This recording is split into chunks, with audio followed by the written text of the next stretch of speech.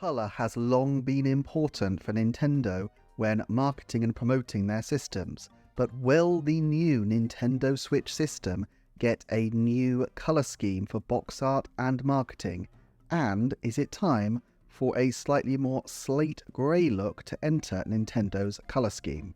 The Switch era return to Nintendo's classic red colour in its marketing and theming has been a thunderous success, but traditionally Nintendo bears it up between systems, and is the next system therefore likely to follow suit? Over the years we've gone from the distinctive purple of the GameCube to the delicate Wii U blue to Wii's crisp white. So is there a logic to Nintendo's colour choices, and are we about to see them switch spectrum as they switch switches? Try saying that 3 times fast. Obviously, colour and theming is an important part of any marketing strategy.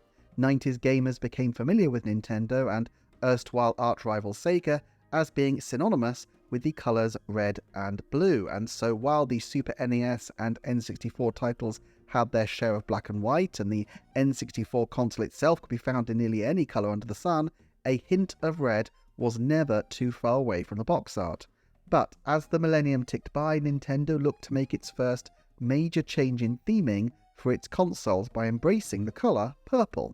Nintendo of America's VP of Marketing and Corporate Affairs at the time of the GameCube's launch, Perrin Kaplan, would later recount that the purple theming was direct from Japan, and efforts to change course were failures before it was even fully decided. In a VGC article, he's quoted as recalling an early 2001 meeting where he was called to rate prospective colours. He said, "There must have been 30 GameCube box samples in there, and the colours ranged from poopy brown to crazy and striking prime colours. I remember some were these dark yellow, almost skin tone-like colours, and we were like, you cannot launch that, it's so unattractive." When purple was given the nod, Nintendo of America pushed back. "We actually suggested that the purple was not the best place to start with, and said, no, we're not going to use that." Beth Llewellyn, Nintendo of America's then Director of Corporate Communications, explained. "Then," she said, "we pushed for black and silver because I think in the US nobody had ever really done the purple colour before. It wasn't that you couldn't bring out hardware that was a different colour, it was just a very female looking colour. It just didn't feel masculine, I think. I remember us being very nervous at E3 that we were going to get bad press purely based on the colour." And Beth Llewellyn continues to explain, to say that this predates Apple. Picking your colour these days is like making a statement, but back then all the game systems were black. Even white hadn't really been done widely. And I should note for context that the Sega Saturn was white in Japan, but black in America and Europe. Beth Llewellyn continued, "Nintendo was never a technology story, but we were always combating what our competitors at Sony and Microsoft were doing from a PR perspective, and having this purple box didn't quite help there." Reggie Fils-Aimé acknowledged this tension within Nintendo of America on the Present Value podcast, noting that when I joined Nintendo, there was a sense of almost shame that Nintendo appealed to young consumers, and the marketing team at Nintendo of America started doing things with the logo, that classic Nintendo logo in an oval. They would put it into a graffiti style, or they do things to try and age up the logo, and I put a stop to that because that is not our brand. And what we needed to do was, yes, appeal to a broad swatch of consumers, but we needed to do it based on what the brand stood for and not doing it in some false way. Systematically, we went through and cleaned up the presentation of the brand, but we also created messaging coupled with the content that really broadened the reach, broadened the appeal, and set the stage for all of the great products we would launch with Wii, like Wii Fit, and eventually the Nintendo Switch. Ironically, I think this shows how vital Reggie really was in aligning Nintendo of America philosophically with the Japanese branch, and perhaps even allowing them to pursue the blue ocean strategy that came to define Satoru Iwata's tenure.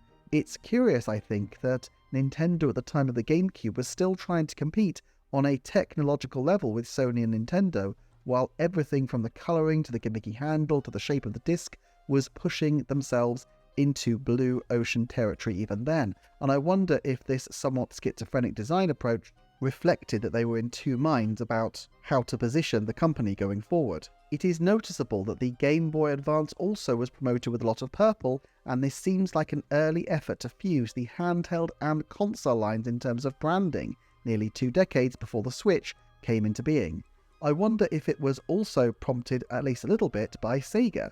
Sega's Dreamcast was the last roll of the dice for the blundering console manufacturer, and there was quite a shock when they shed their traditional blue for a massive orange swirl logo in Japan for the Dreamcast. Sadly, copyright issues prevented this from catching on in the West, and so a blue swirl has become just as iconic to people outside Japan in connection to the Dreamcast, but purple at this time from Nintendo surely contrasted better with orange in the marketplace. Of course, the GameCube boxes only had a brief hint of purple in the GameCube logo, as most of the trim of the games was black, but the Wii moved decisively in having game packaging in the direction of white, and actually the DS and 3DS followed suit, with the spines of these games remaining white. Nintendo's logo was re-envisioned to be as silver as the hair of the kind of consumers they were now seeking to attract. This was not a complete departure for Nintendo, as this Reddit user's graphic demonstrating the changing Nintendo logos over the years demonstrates. They were, in many respects, just going back to a pre-1983 colour scheme, but when the Wii U came out, it was time for another change. The Wii U incorporated just a hint of blue into the system's theming in a manner that would have made Sega of the 90s blush, although in many ways, while the strong grey and blue colours were not like previous Nintendo home consoles, it did reflect the kind of look of classic Game Boy art, albeit with a slightly lighter blue. Shigeru Miyamoto was later reported as discussing with Game Informer the precise reasons for the Wii and Wii U's different console case cover, which is that in the end, white and black simply had the broadest appeal to the most people. Miyamoto-san said, "Based on my background as an industrial designer and Nintendo and my background in creating entertainment, I've always wanted to make a greater use of colour in our hardware. If you look back on things like the Famicom and the original Super Nintendo, they were a lot more colourful from a hardware perspective. What we found over the years when we included a lot of different colours in our hardware is people would kind of point to that and use it to paint us as more kid-oriented. So really what we looked at is what are some ways from a design perspective that can make the system appeal to all ages. One of the ways that we found to best do that is to minimise the use of colour. In that process, we asked if we're going to do that, what's the best way to go? We found that rather than going all black, all white seems to have a broader appeal to people. In this sense, the Wii's white branding feels more like an expression of nervousness than an act of confidence, and so their decision in 2017 to incorporate 2 bright neon Joy-Cons as one option, alongside the more traditional grey, and to go all in on red in their general packaging reflected a rejection of that kind of hesitancy, which had pretty much landed them in a dead end.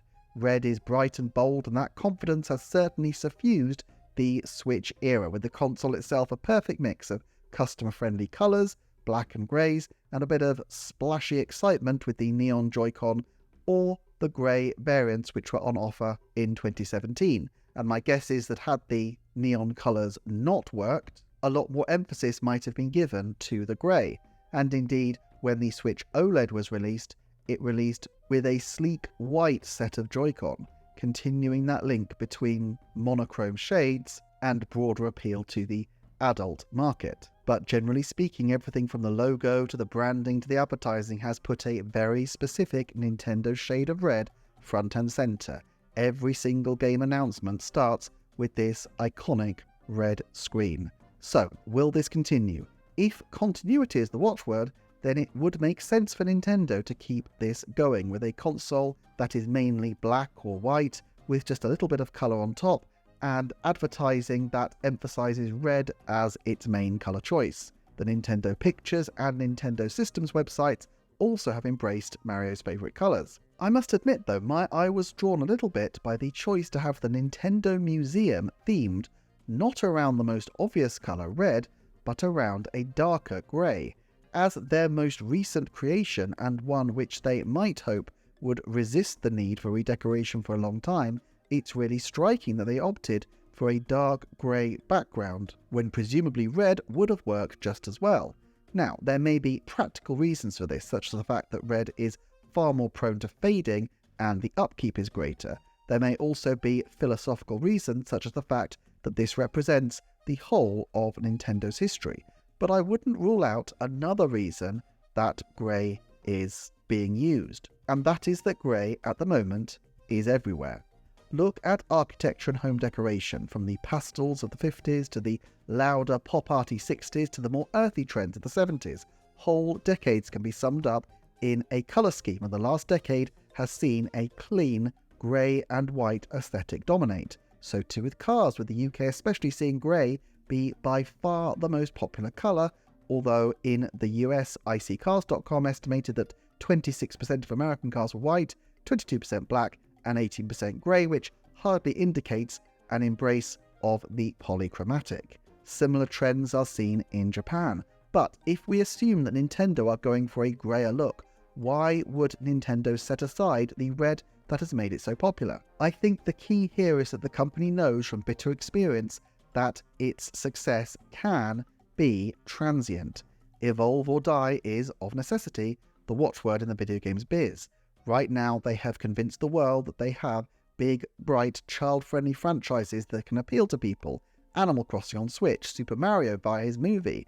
Their next step with a new system is to pivot to capture a slightly older audience of trendsetters and to appeal to a slightly more adult demographic with the launch of the new Zelda movie. A more grey-centered logo might fit this aspiration. There's also a practical reason, which is that it distinguishes the Switch successor titles on the shelf. PlayStation has pretty much locked down the blue and white trim, while Xbox has secured green and black. What remains for Nintendo but red and grey? I'm not sure red will be banished entirely, but just as the Wii U introduced a blue element into its packaging, I could see grey becoming a more dominant part of Nintendo's colour palette in the years ahead. This is a forecast channel, so I like to put a number on things, but I have a few problems doing so here. For one thing, I have a vested interest. I love the red, and I would be gutted to see it go, and so I'm minded to find reasons why it should and will be kept. For example, I'm not convinced, the arguments I've made notwithstanding, that there is any reason for Nintendo to surrender its identification with this colour, which has coincided with some of their most successful eras. Pragmatically, the use of colour is to stand out, and the red trim certainly does that in a way that grey simply won't, and so it's difficult to imagine the grey being the major colour used on game spines, though if they returned to a wraparound colourful spine with a grey or silver trim along the top, that could be very effective. Also, as a forecast goes, how is it even possible to come up with a testable statement that encompasses all the varying possibilities for how Nintendo's packaging could be presented? I guess let's do this.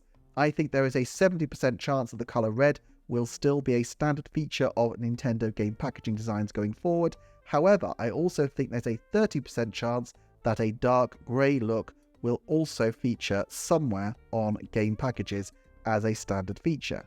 These could be together or instead of one another. I also think it is a 90% likelihood that the new console will be predominantly white, grey or black, but it's also possible that they may add a little bit more colour than the Switch had, and I do think there is a 50% chance that colour buttons could make a return, at least for one of the new system models. But then again, Nintendo are, as Arlo likes to say, the kings of left field. Is the era of the hot pink Nintendo console finally around the corner? If you've enjoyed this video, keep checking back for more Nintendo Switch forecasts. Please like, subscribe, share, comment, and check out the Patreon to support the channel. And otherwise, I will see you soon for another Nintendo forecast.